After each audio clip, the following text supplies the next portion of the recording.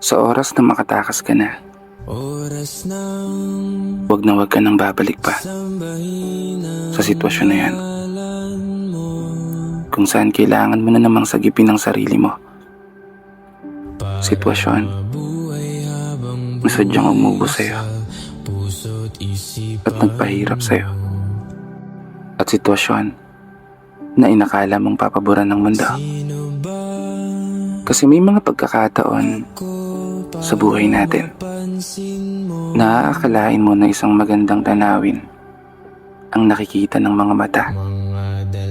Ngunit sa oras na ihakbang ang mga paa, ay isang malalim na bangin pala ang nag-aabang sa'yo. Dahilan para masaktan ka. Dahilan para maging malungkot ka. Dahilan para manghina ka. At unti-unting maglaho ang dala-dala mong sigla. Mapapatanong ka na lang talaga, sinong sasagip sa'yo? Sinong sasagip sa'kin? Sa oras na muli kong piliin ang sumugal at muling tumalon sa bangin na inakala kong para sa'kin.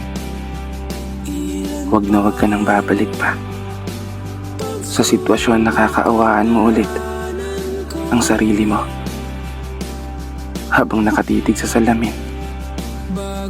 Tumutulo ang mga luha ng palinga at kusang paulit-ulit tumatakbo sa isipan yung mga nakaraan na hindi mo na dapat gagawin. Bumangon ka at tatagan mo ang loob. Muli kang tumayo na sa paghakbang ng mga paa, umusad ka palayo. Na sa tamang panahon, darating din yung para sa'yo. Ibibigay din yung para sa'yo.